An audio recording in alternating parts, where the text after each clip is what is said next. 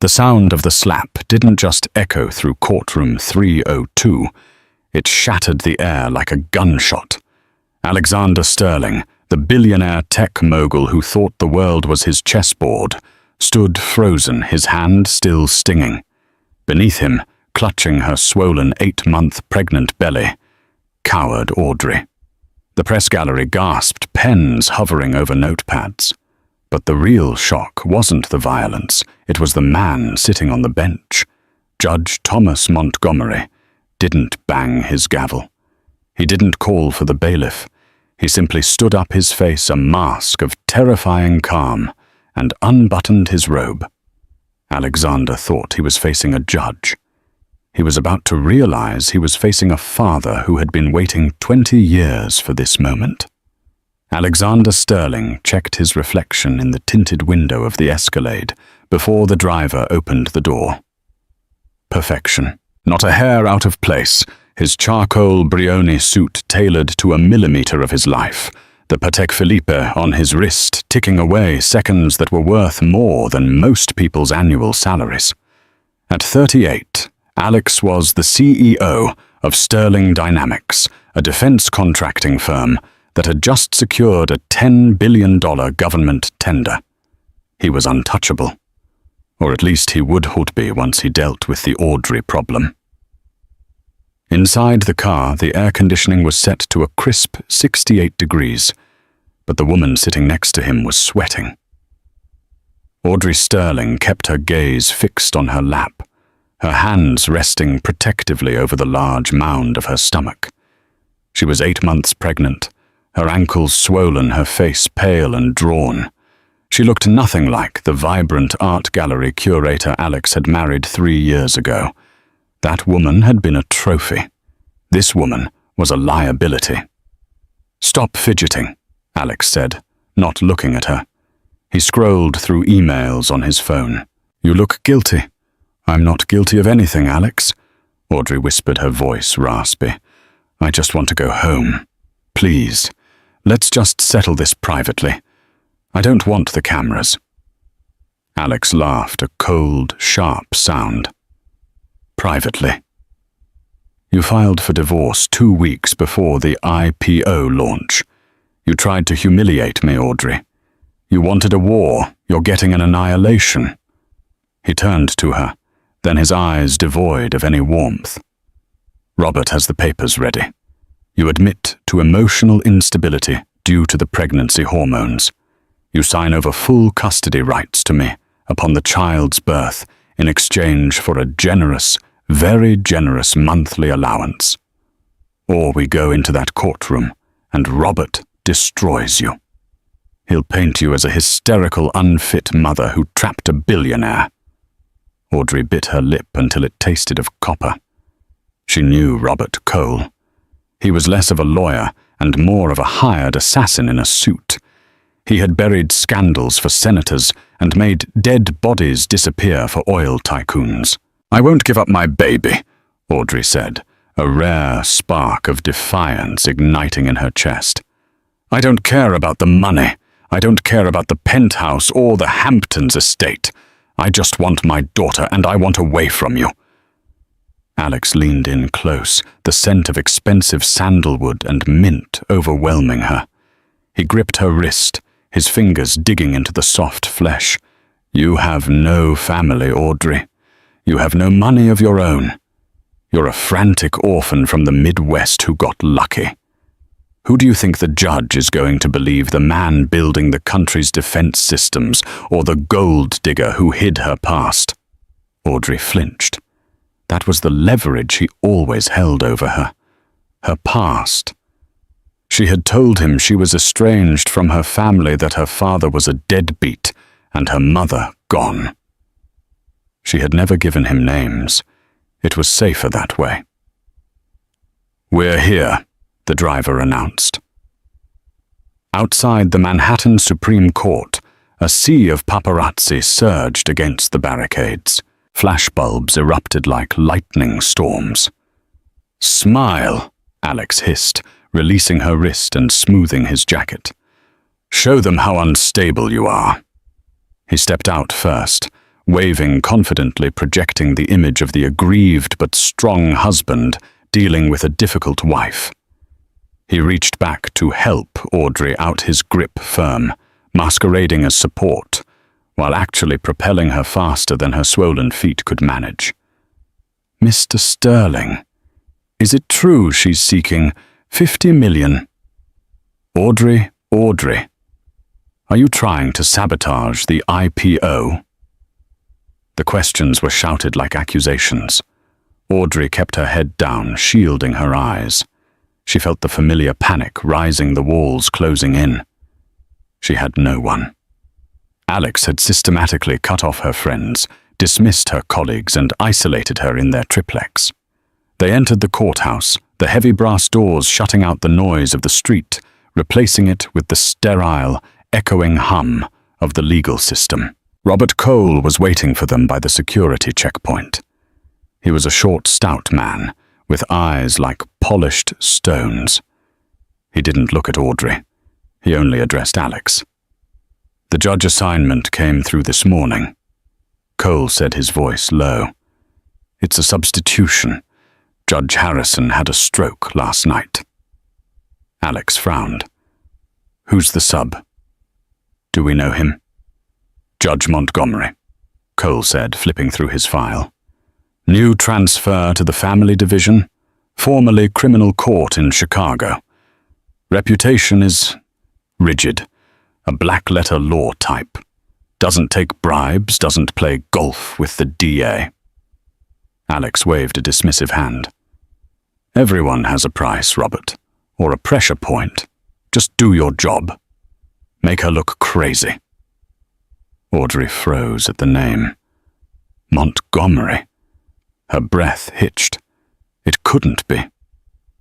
Montgomery was a common name. There were thousands of Montgomerys. It had been 10 years. 10 years since she ran away in the middle of the night with nothing but a backpack and a bruised cheek. 10 years since she changed her name, dyed her hair, and vowed never to look back. "Audrey," Alex snapped. "Move."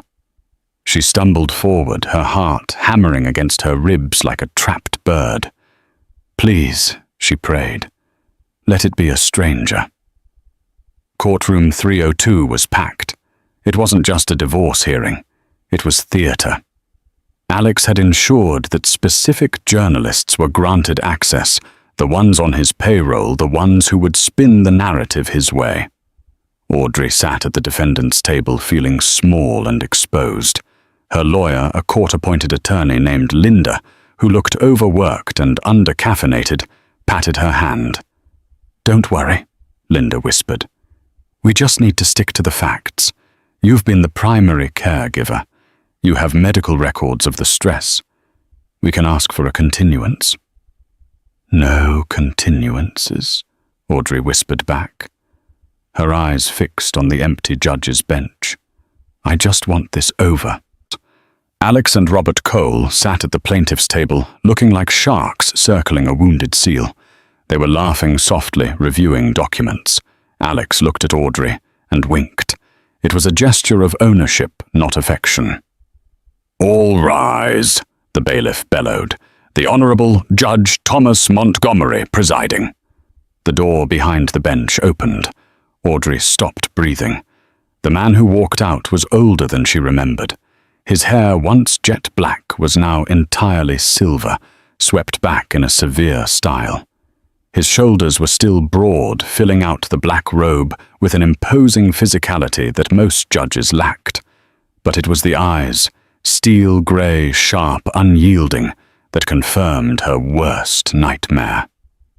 It was him. Judge Thomas Montgomery took his seat. He didn't look at the lawyers. He didn't look at the gallery.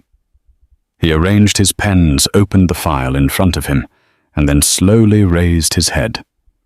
His gaze swept the room, clinical and detached. It passed over Robert Cole. It passed over Alex. Then it landed on Audrey. For a second, a fraction of a second, Audrey saw a flicker in those steel eyes, a microscopic widening of the pupils, a tightening of the jaw. Then it was gone, replaced by the mask of judicial impartiality. He didn't recognize her, or he didn't care. Audrey had changed her last name back to her mother's maiden name when she ran away, then took Alex's name when she married. To him, she was Audrey Sterling. Physically, she was heavier, her hair was different, and the vibrant girl he had known was buried under layers of trauma and exhaustion. Docket number 4492, the clerk announced. Sterling versus Sterling. Motion for emergency custody and petition for divorce. Ready for the plaintiff, Your Honor. Robert Cole boomed, standing up. Ready, Linda squeaked. Judge Montgomery nodded. Mr. Cole, you filed an emergency motion. State your grounds. Cole buttoned his jacket and stepped into the center of the room. He was in his element. Your Honor, my client, Alexander Sterling, is a pillar of this community. He runs a Fortune 500 company. He provides stability. His wife, unfortunately, has suffered a severe mental break. We have affidavits from household staff stating she is erratic, paranoid, and potentially dangerous to the unborn child. We are asking for immediate sole custody to be granted to Mr. Sterling upon birth, and for Mrs. Sterling to be remanded for psychiatric evaluation. The courtroom murmured. Alex looked solemn, nodding along with the lies. Objection. Linda stood up. This is hearsay, Your Honor. Mr. Sterling fired the household staff and replaced them with his own security team weeks ago. These affidavits are coerced. Sustained, Montgomery said. His voice was a deep baritone that vibrated through the floorboards. Stick to evidence, Mr. Cole, not character assassination. Cole didn't flinch. The evidence is in her behavior, Your Honor. She fled the marital home without notice. She withdrew large sums of cash. She is a flight risk. I left because I was afraid, Audrey blurted out. Order, Montgomery said, looking at her. Counsel control your client. Audrey shrank back. The way he looked at her, it was cold. He was going to side with Alex. He was a man of power, just like Alex. Men like them stuck together. She remembered the strict rules of her childhood, the impossible standards, the punishments for speaking out of turn. Mr. Sterling, Judge Montgomery said, turning his gaze to Alex. You claim your wife is unstable. Can you provide a specific instance? Alex stood up. He didn't need a lawyer for this part. He was charming, articulate, and deadly. Your Honor, Alex said, his voice smooth. I love my wife. I truly do. But last week, she threw a vase at me because I asked her to take her prenatal vitamins. She was screaming that I was trying to poison her. She's not herself. It was a lie, a complete fabrication. He had thrown the vase. That's not true, Audrey cried, tears spilling over. You threw it.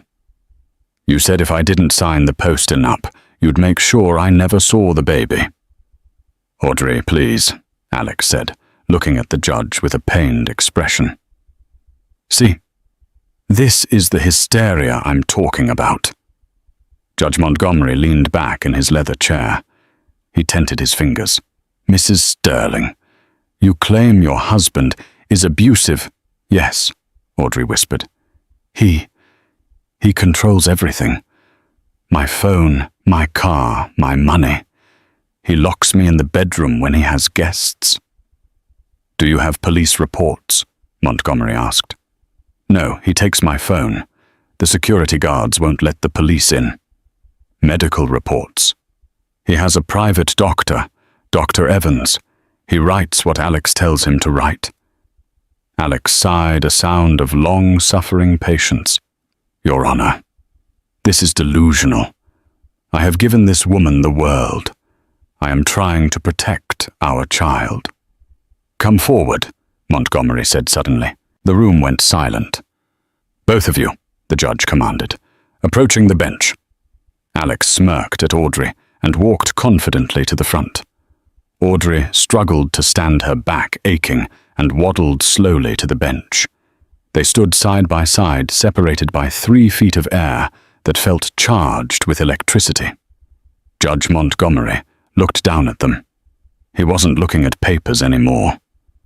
He was looking at their faces. "Mr. Sterling," Montgomery said softly, "you are under oath. You state unequivocally that you have never laid a hand on your wife." "Never, Your Honor," Alex said without hesitation. "I am a pacifist." Montgomery turned to Audrey. "And you, Mrs. Sterling, you state you are afraid for your safety." Audrey looked up into her father's eyes. She searched for any sign of the dad who used to read her stories before the drinking started, before the anger took over. She saw nothing. "I'm terrified," she said, her voice shaking. He told me that in this courtroom he owns the truth. He said he would crush me." Alex chuckled darkly. He leaned in, breaking protocol, invading the space between them. He turned his back slightly to the gallery, so only Audrey and the judge could see his face. The mask slipped. His eyes went dead. "Your Honor, she's performing," Alex said, his voice dropping to a menacing hiss that the court microphones barely picked up. He looked at Audrey. "Stop lying, you pathetic bitch. You're embarrassing yourself." Then Alex did the unthinkable. He was so used to getting his way, so used to the adrenaline of power, and so furious that she was still speaking that he forgot where he was. Or perhaps he thought his money made him invisible. As Audrey flinched away from his whispered insult, Alex's hand shot out. It was a backhand, quick and vicious, meant to be a corrective snap like one would discipline a dog. Crack. His knuckles connected with Audrey's cheekbone. The force knocked her off balance. She stumbled, her heavy frame twisting, and she fell hard onto her knees, crying out as she clutched her belly. The courtroom erupted. "Oh my God!" someone screamed. Flashbulbs went blindingly white. The bailiff lunged forward. Alex stood there, blinking, his hand suspended in the air. The red mist cleared and horror washed over him. He hadn't meant to do it here. She tripped, Alex stammered, looking around wildly. "I tried to catch her." He looked up at the bench, expecting the judge to be calling for order, to be banging the gavel, to be helping him clear the room. But Judge Montgomery wasn't banging a gavel. The judge was standing up, slowly. The air pressure in the room seemed to drop. The noise of the gallery faded into a dull roar as Thomas Montgomery descended from the bench. He didn't use the stairs at the side. He vaulted over the low partition of the witness stand with the agility of a man half his age. His robe billowed around him like the wings of a vengeful angel. "Judge," Alex said, stepping back, his voice trembling. "Your Honor,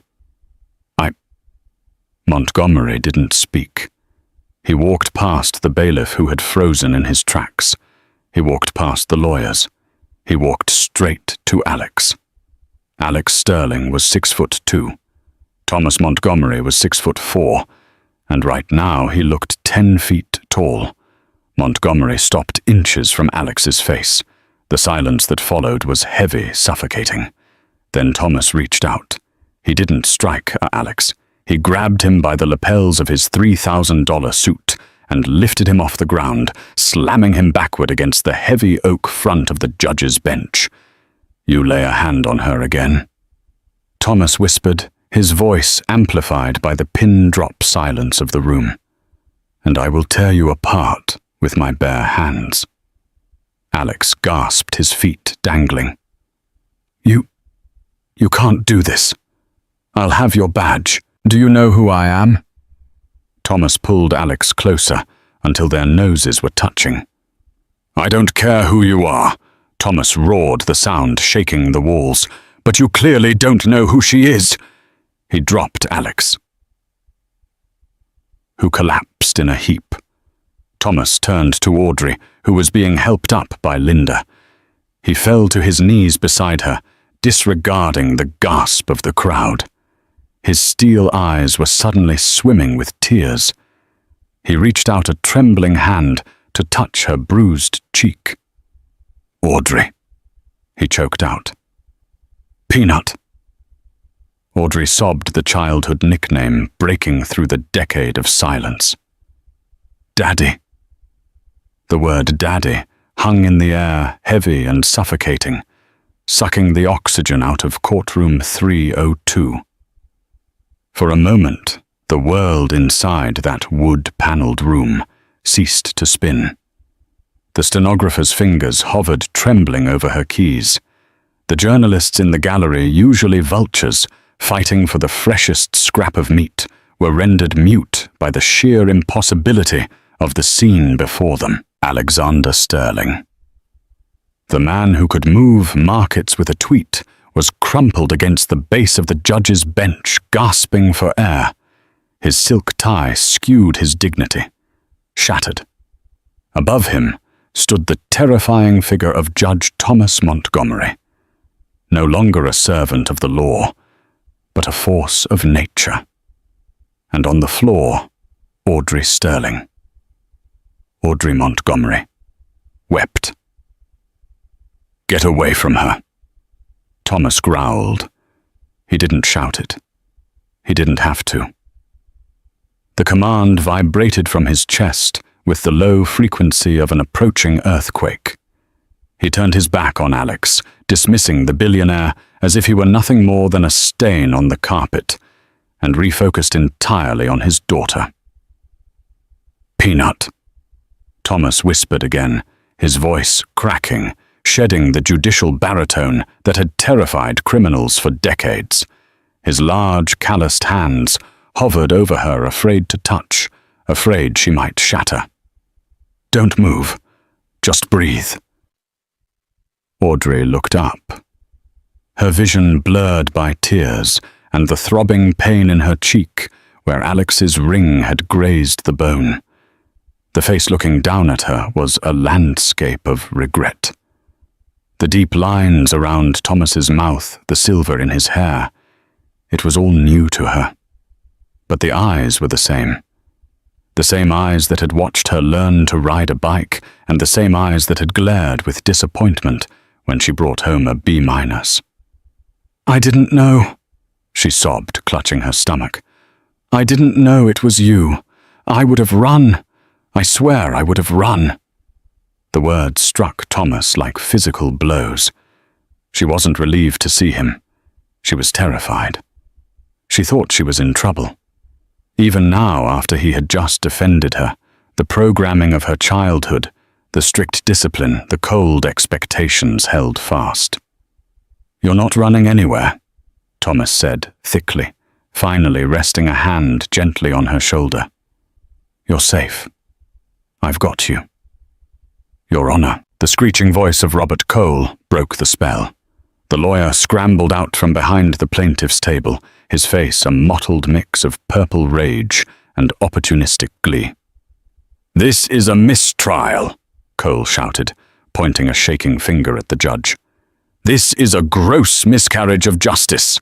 You are the defendant's father. You failed to disclose a familial relationship.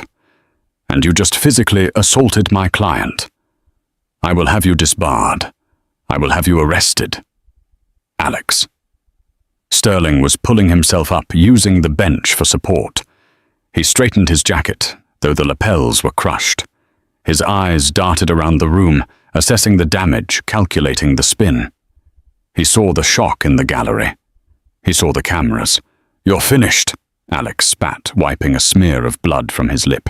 "You crazy old bastard. You just handed me everything. I'll own this courthouse by the time I'm done suing you." Thomas slowly stood up. He didn't look at the bailiffs. He didn't look at the cameras. He looked at Alex. "Bailiff," Thomas said. His voice was calm.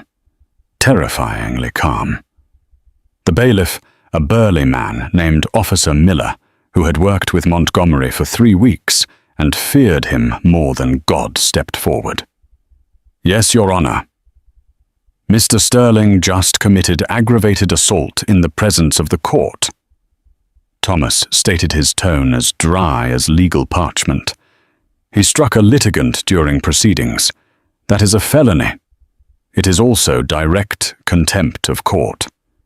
"You can't be serious." Alex laughed, though the sound was brittle. "You're the father. You're biased. Anything you say is void." Thomas turned his head slowly to look at Robert Cole.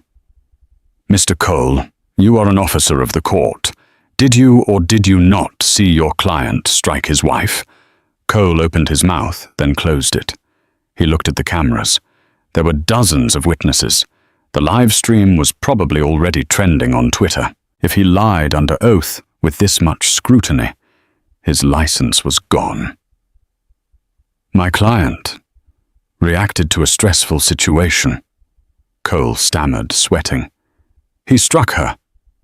Thomas repeated, his voice hardening. "Officer Miller, take Mr. Sterling into custody. Charge assault in the 2nd degree and criminal contempt. Remand him to the holding cells immediately. No bail until arraignment." "You can't do that," Alex screamed as Officer Miller reached for his belt. "I have a meeting with the Senate Defense Committee on Thursday. Don't you touch me." "Get your hands behind your back, sir," Miller said, his training kicking in. He didn't like Alex Sterling. Nobody in the room liked Alex Sterling right now. "This is kidnapping," Alex roared as Miller spun him around. The click of the handcuffs was the loudest sound in the room. "Robert, fix this. Call the governor." "Take him out," Thomas ordered, waving a hand. "And clear the court. Now!" As Alex was frog-marched out the side door, kicking and shouting obscenities that would ruin his public image forever. Thomas turned back to the room. He looked at the press gallery.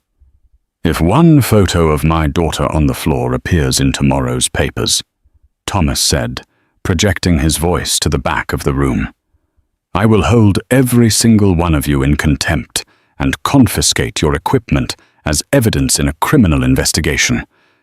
Is that understood?" The photographers lowered their cameras instantly. They knew Judge Montgomery's reputation from Chicago. He didn't bluff. "Court is adjourned," Thomas said. He didn't return to the bench. He turned back to Audrey, who was trying to stand up with the help of her stunned lawyer, Linda.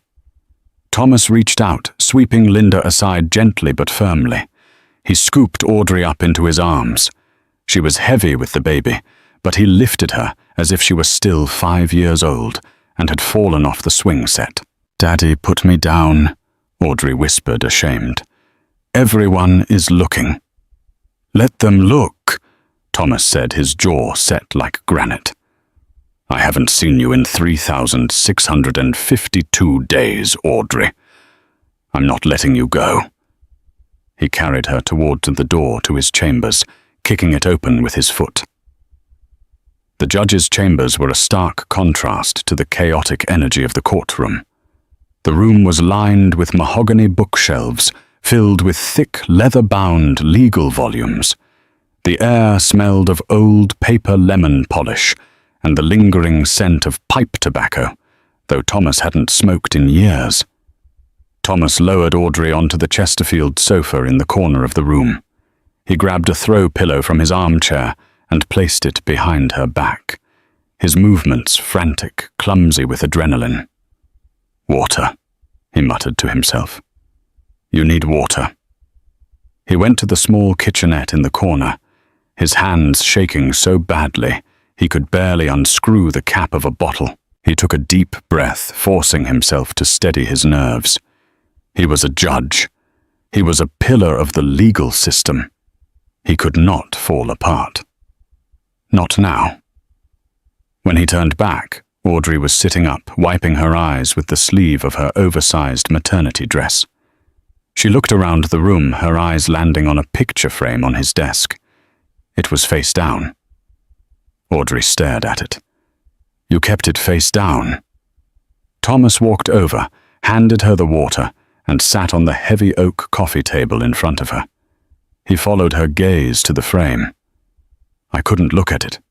He admitted, his voice rough. Not after the first year. It hurt too much. He reached over and flipped the frame up. It was a photo of Audrey, at 18, graduating high school, smiling, unaware that 2 weeks later she would pack a bag in the middle of the night and vanish. Why Audrey? Thomas asked. The question had burned a hole in his gut for a decade. Why did you run? Why didn't you call? I hired private investigators. I spent half my savings. They traced you to a bus station in Des Moines, and then nothing. Audrey took a sip of water, her hands trembling. The adrenaline of the courtroom was fading, replaced by a deep, bone-weary exhaustion. She looked at her father. He looked older, sadder. The terrifying giant of her childhood was gone, replaced by a man haunted by ghosts. I couldn't breathe, Dad, she whispered, after Mum died. You disappeared. You were there, but you weren't. The drinking, the yelling. If I was 5 minutes late, I was grounded for a week. If I got a B, I was worthless. You wanted me to be a lawyer, a judge, a copy of you. You choked the life out of me. Thomas flinched. He looked down at his hands. I was trying to protect you. I thought if you were perfect, the world couldn't hurt you. I was grieving. You were a tyrant, Audrey said, her voice gaining a little strength. And when I met Alex, he was so charming. He was so free. He let me do whatever I wanted. He encouraged my art. He made me feel special. She let out a bitter, dry laugh. I didn't realize I was just trading one cage for another, one controller for a different one. Thomas looked up, his eyes flashing with a dangerous light. How long, Audrey? How long has he been hurting you? Audrey touched her cheek. It was already swelling, turning a dark, angry purple. The physical stuff. Only recently, since I got pregnant. He didn't want the distraction. He wanted me to get an abortion. When I refused, he changed. But the emotional stuff, the isolation, that started years ago. He told me I was stupid, that I'd be nothing without him, that my family didn't want me. He told you I didn't want you. Thomas asked, his voice barely a whisper. He said he checked. He said you never filed a missing persons report. He said you were glad I was gone. Thomas stood up, abruptly pacing the small room. He looked like a sold lion. He lied. I filed reports in 3 states. I called the FBI. He stopped, turning to face her. I've been a judge for 20 years, Audrey. I've seen the worst of humanity. Rapists, murderers, liars.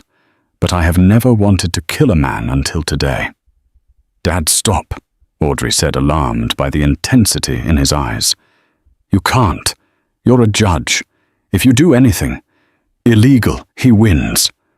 He has lawyers who cost more than this building. He'll destroy you. Thomas took a deep breath. He walked back to the sofa and sat down next to her, taking her hand. His thumb brushed over her knuckles. I'm not going to do anything illegal. Peanut, he said softly. I'm going to do what I do best. I'm going to use the law. I'm going to dissect his life with a scalpel until there is nothing left but the truth. But you can't be the judge, Audrey pointed out, her sharp mind, the one he had trained, cutting through the emotion. Conflict of interest. You're my father. You're a witness to the assault. You have to recuse yourself. Thomas smiled, a grim, predatory expression. Oh, I'll recuse myself from the divorce case. I have to. But right now, he's in my holding cell, under my jurisdiction for the contempt charge. And until the Chief Justice reassigns the case, which won't happen until tomorrow morning. Alexander Sterling is my guest." A knock came at the door. "Enter," Thomas barked. It was Linda Audrey's lawyer. She looked disheveled and terrified. "Judge Montgomery," she squeaked. The press is swarming the building. There are satellite trucks blocking the street. And, Mr. Cole is outside. He's demanding to see his client, and he's demanding to speak to you." "Let him wait," Thomas said dismissively. "How is my daughter's medical status? Did you call the paramedics?" "Yes, sir. They are waiting in the side corridor. I didn't want to bring them in without your permission." "Send them in," Thomas said. He looked at Audrey. "We need to check the baby. That fall was hard." Audrey nodded, tears welling up again. "I'm scared, Dad." "What if—" "Don't," Thomas interrupted. "The women in our family are fighters. Your mother was a fighter. You are a fighter. And this little one—" He placed a hand gently on her belly. "She's a Montgomery. She's tough." As Linda went to fetch the paramedics, Thomas leaned in close. "Audrey, listen to me carefully. When you leave this room, you are going to go to the Mount Sinai Hospital. I have a friend there, Dr. Aris Thorne. He's the chief of obstetrics. He will put you in a private wing under a pseudonym. No one gets in. Not Alex, not the press, not even your lawyer, unless I vet her first." "But what about Alex?" Audrey asked. "He'll make bail. He always gets out." Thomas stood up, straightening his robe. He walked to the window and looked down at the street below, where the flashing lights of police cars and news vans created a kaleidoscope of chaos. "Bail is set based on flight risk and danger to the community," Thomas murmured. "Alex Sterling has a private jet. He has offshore accounts, and he just assaulted a pregnant woman in front of a Supreme Court judge." Thomas turned back, his face hard. "I'm going to make sure his bail is set so high that even God would have to take out a loan."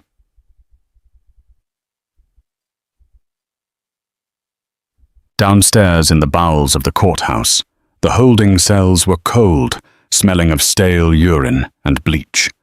It was a place where hope went to die, usually reserved for muggers, drug dealers, and the forgotten of New York City. Today, it held a billionaire. Alex Sterling sat on the metal bench, his Brioni suit smudged with dirt from the floor, where Officer Miller had restrained him. He was shaking not from cold, but from a rage so pure it felt like it was burning his skin. He kicked the bars. Clang! "God!" Alex screamed. "I want my phone. I want my lawyer. Do you know who I am? I can buy your entire family." The guard, a bored-looking veteran named Higgins, who was 2 years away from retirement, didn't even look up from his crossword puzzle. "Quiet down, Sterling," Higgins droned. "You get your call when processing is done. Systems down. Glitch in the server." It was a lie, of course. There was no glitch, but word traveled fast in the courthouse. The judge was pissed. And when Judge Montgomery was pissed, the staff fell in line.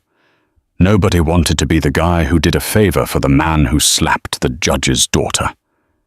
Alex paced the small cell, 4 steps forward, 4 steps back. He replayed the moment in his head. The slap, the shock, the judge standing up, her father. How could he have missed it? Audrey never talked about her father. She said he was a nobody, a drunk. Alex had never bothered to do a deep background check on her family because they were irrelevant to him. She was just a pretty girl from the Midwest. He had underestimated her. He had underestimated the connection. And now he was in a cage. Footsteps echoed in the hallway. Sharp, clicking heels. Robert Cole appeared on the other side of the bars. He looked frazzled. His tie was loosened and he was sweating profusely.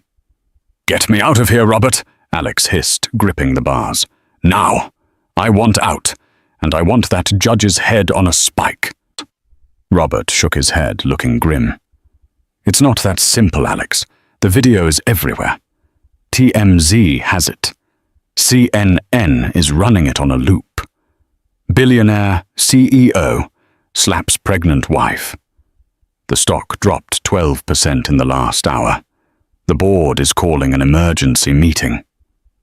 Alex felt a cold knot of fear in his stomach. "The board? They can't do anything without me. I am the company." "They're talking about a morality clause, Alex.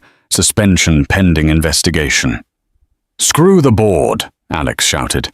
"Focus on the legal side. The judge is her father. That's a conflict, mistrial." "We can use this." "We can," Robert agreed. "But that takes time. We have to file motions. We have to go to the appellate division. In the meantime, you are sitting in a cell charged with a violent felony. And the arraignment judge— What about the arraignment judge? Montgomery isn't doing the arraignment," Robert said.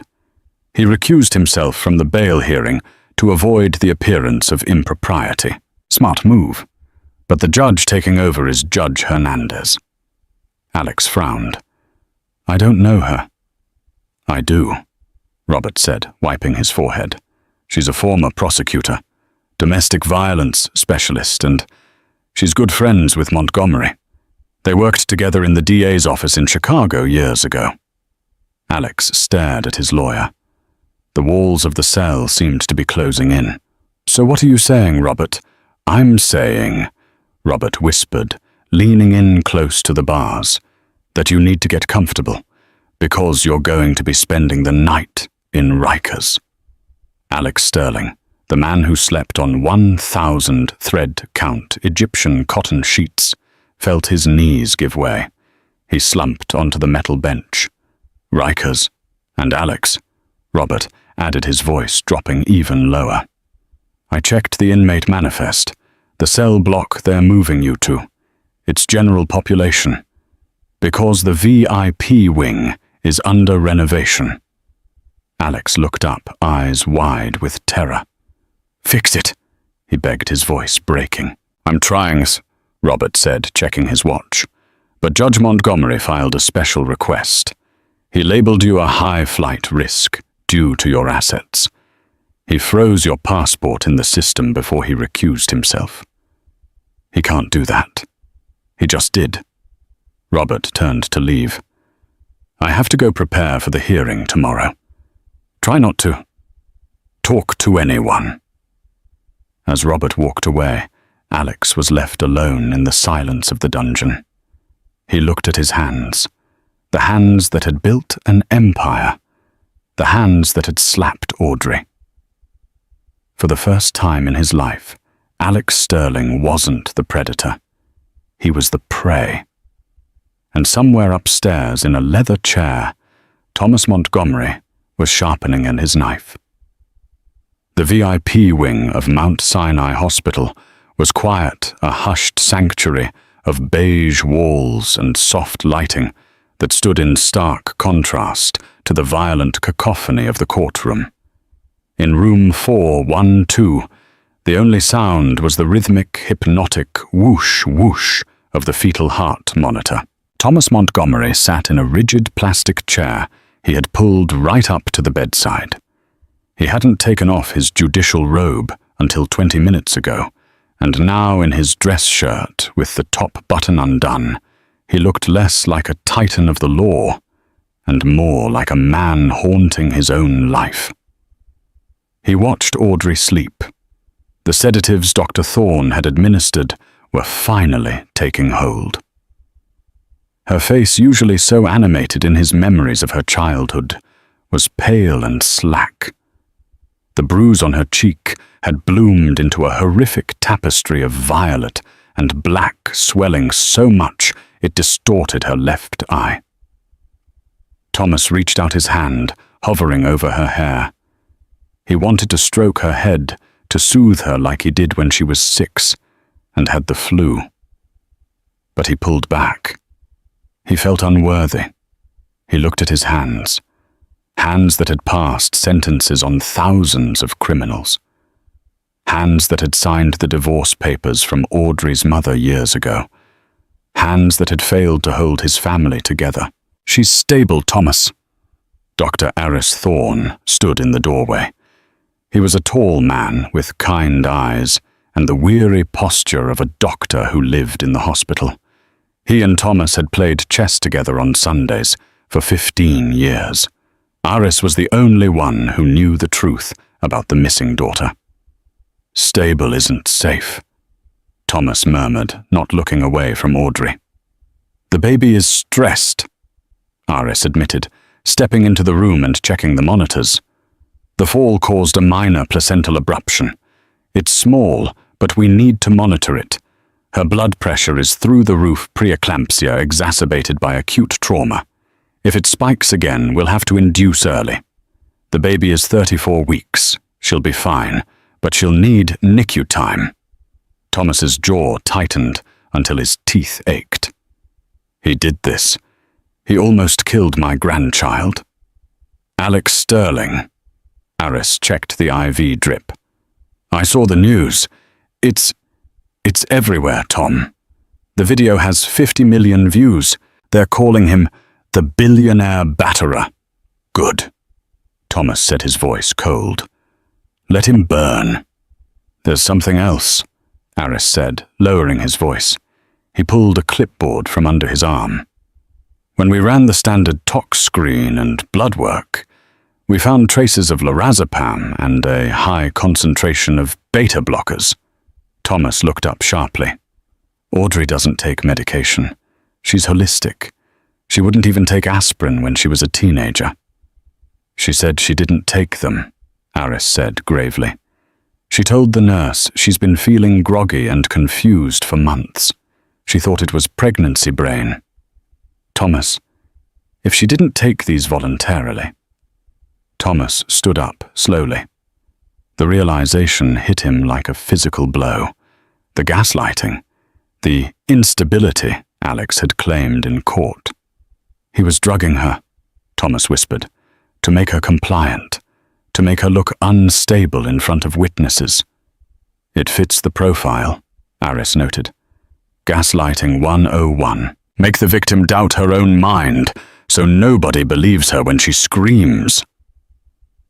Thomas walked to the window, looking out at the New York skyline. The city looked different tonight. It wasn't a playground of opportunity. It was a crime scene. "Keep the blood samples," Thomas commanded. "Chain of custody. Lock them in your personal safe. That's evidence of poisoning." "Already done," Aris said. "You should get some sleep, Tom." "I can't sleep," Thomas said, turning back to his daughter. "I have to make sure the monster stays in the cage." Dad. 10 miles away, the cage was very real, and it smelled of despair. Alexander Sterling was not in the VIP wing of Rikers Island. Due to the renovations, a convenient bureaucratic lie that Thomas Montgomery had likely engineered, Alex was in the intake holding tank of the C-76 building. The room was a concrete box designed for 20 men, but currently holding 40. The air was thick with the smell of unwashed bodies, stale tobacco, and fear. Alex sat in the corner, his knees pulled to his chest, trying to make himself small. His Brioni suit was ruined, stained with grime. His Patek Philippe watch had been confiscated and bagged by a property clerk who had sneered at him. "Hey, suit." Alex froze. He didn't look up. "I'm talking to you, ATM." A heavy boot nudged Alex's shin. Alex looked up. Standing over him was a man who looked like he was carved out of granite, with a spiderweb tattoo on his neck. I don't have anything," Alex stammered. "They took my wallet." The man laughed, exposing a gold tooth. "I don't want your money, man. I just want to know if it's true. You the guy who slapped the pregnant lady." The entire cell seemed to go quiet. Even the drug addicts coming down from their highs stopped moaning. In prison, There is a hierarchy. Murderers are respected. Thieves are tolerated. But men who hurt children or pregnant women, they are the bottom of the food chain. It was an accident, Alex said, his voice trembling. I tripped. That ain't what the TV said, another inmate called out from the bench. TV said you backhanded her like a pimp. The man with the tattoo squatted down. He was uncomfortably close. My sister was pregnant last year. Her boyfriend hit her. She lost the kid. Alex pressed his back against the cold cinder-block wall. Look, I can help you. When I get out, I can get you a lawyer. The best lawyer. I can get you money. The man stared at him for a long, agonizing moment. Then he spat on the floor, inches from Alex's Italian leather shoe. You ain't getting out Richie Rich, the man whispered. Not if the guards keep looking the other way like they are right now. Alex looked toward the bars. The correction officer stationed there was deliberately studying a clipboard, his back turned to the cell. Panic, cold and sharp, pierced Alex's chest. This was Montgomery. The judge's reach extended even here. He wasn't just being punished by the law, he was being served up. Robert! Alex screamed, lunging for the bars. Guard, I need protective custody. Get me out of here. Shut up, the guard yelled, banging his baton on the bars. One more word, and you go to the hole. Alex sank to the floor, sobbing. He was Alexander Sterling. He was the CEO of Sterling Dynamics. He was supposed to be dining at Le Bernardin tonight. Instead, he spent the night with his eyes wide open, flinching at every shadow, while the reality of his new world settled in. He wasn't the master of the universe anymore. He was just inmate number 49,201. The sun rose over Manhattan, but it brought no warmth to the glass-walled conference room of Sterling Dynamics. The mood inside was funereal. On the massive screen at the head of the table, the stock ticker for SDY was a jagged red line pointing straight down. Pre-market trading showed a 20% drop. Chairman Victor Halloway, a man who had survived 3 recessions, looked pale. The Pentagon called at 5:30 a.m., he told the 12 board members seated around the mahogany table. They are invoking the moral turpitude clause. They're pausing the $10 billion missile contract. If Alex remains CEO, we lose the government deal. If we lose that, we are insolvent by Christmas. Fire him, the CFO snapped. Immediately, for cause. You can't. The doors swung open. A woman strode in the rhythm of her heels, sounding like gunshots on the marble floor. She wore a blood-red suit, tailored to lethal perfection, her blonde hair cut in a razor-sharp bob. She carried a crocodile skin briefcase and an air of absolute, terrifying confidence. Who are you? Halloway demanded. Cassandra Vale, she said, dropping her briefcase onto the table. I am Mr. Sterling's new counsel, and if you move to oust him, he will scorch the earth. The room went silent. Cassandra Vale was known in legal circles as the Viper of Fifth Avenue. She didn't defend clients, she destroyed their accusers. Alex owns 51% of the voting shares, Cassandra said, circling the table like a shark. He has authorized me to tell you that if you attempt a removal, he will liquidate his entire position. He will flood the market. The stock won't just drop, it will vanish. You will all be left holding worthless paper. He'd bankrupt himself, Halloway sputtered. He's a man in a cage with nothing to lose. Cassandra smiled coldly. But there is another way. He takes administrative leave. I handle the PR. I handle the trial. We spin this. Spin it, the CFO scoffed. We saw the video. He slapped a pregnant woman. You saw a snippet, Cassandra countered. We are preparing a new narrative, a mentally unstable wife, postpartum aggression, and a corrupt judge with a personal vendetta who baited a businessman into a reaction. We aren't fighting a domestic abuse charge anymore, gentlemen. We are suing Judge Montgomery for judicial entrapment." Holloway stared at her. It was dirty. It was evil. But it might save the share price. "You have 48 hours, Holloway whispered. "Fix this, or we burn him." While the corporate sharks were circling in Manhattan, Thomas Montgomery was hunting in the quiet solitude of his Brooklyn brownstone. He hadn't slept. His study was buried under mountains of paper financial disclosures, tax returns, and asset lists that Alex had provided during the initial divorce discovery. To the untrained eye, Alex Sterling was just a wealthy man with complicated investments. But Thomas wasn't just a judge. He was a former prosecutor who had spent years chasing money launderers. He found the thread in a stack of international wire transfers. Aurora Holdings. It was listed as a shell company for art acquisition, supposedly for Audrey to start a gallery. But looking at the dates, the numbers didn't add up. $12 million moved through the account in 3 months, all bouncing through banks in Cyprus and Malta, before vanishing into accounts in regions under strict US sanctions. Thomas picked up his phone. He dialed a number he hadn't used in years. "FBI Financial Crimes," a gruff voice answered. "Agent Miller." "Dave," Thomas said, his voice raspy but steady. "It's Tom Montgomery. Judge, I saw the news. Is your daughter okay?"